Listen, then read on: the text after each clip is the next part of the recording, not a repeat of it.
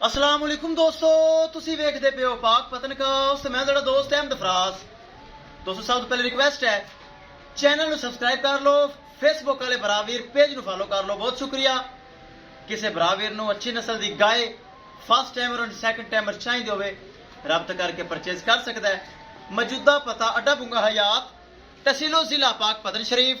Mobile number है साडा 038754 WhatsApp number भी यही है जी, लोकल नंबर भी यही है।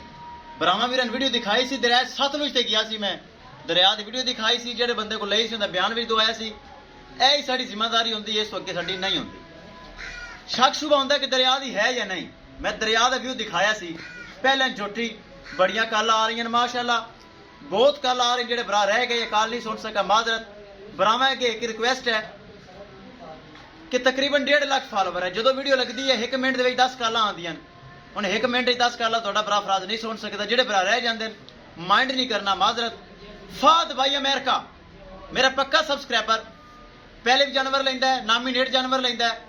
मेरा बॉस मेरा भरा अमेरिका च बैठा है और चक झुमरे की अगली साइड से फैसलाबाद जानवर परचेज करता है। 4,10,000 रुपये डिमांड सी, जो कि प्यार मुहब्बत हुई। डॉलर भेजता है, पहले भी डॉलर आ चुके ने और मेरे अकाउंट में। और ये जारी फैसलाबाद। अल्लाह ताला भाई मोहम्मद फाद नसीब करे। अगर फाद भाई मैंने सुन लिया है, साढ़ा सल्यूट है। गड्डी नंबर एक एक चीज करो क्लियर, ते चोटी भेजो फैसलाबाद। ले चलो जी, पहले चोटी खास दरिया सतलुज का व्यू दिखाया सी भरावां नूं। चेक करना है आला काली शाह एनू कहंदे हन। तुहाडा बरा फराज गां लैंदा पहलन एंड दूसरे सूबे, चोटी लैंदा पहलन एंड दूसरे सूबे। ले चलो दोस्तों, वीडियो पसंद आए लाइक शेयर माशरत कमेंट लाजमी करना है।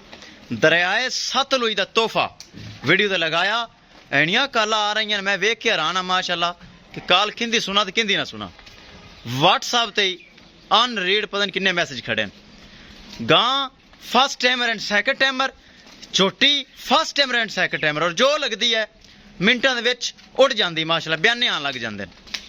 ले चलो प्योर नीली एनू कहंदे जी, चेक कर लो प्योर नीली असल दरिया सतलुज का तोहफा प्योर नीली। ए निशाने चेक कर लो। ले चलो विखाइए गड्डी नंबर एक एक चीज करिए क्लियर। ब्रीडर चेक करना है नाल ब्रीडर।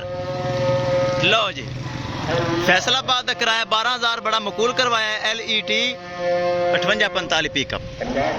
किसी मेरे भरा भी जानवर चाहिए तो राब्ता करके परचेज कर सकता है। इंशाल्लाह दोस्तों मिलेंगे एक नई वीडियो के नाल। अपने फराज दोस्त को इजाजत, अल्लाह निगहबान।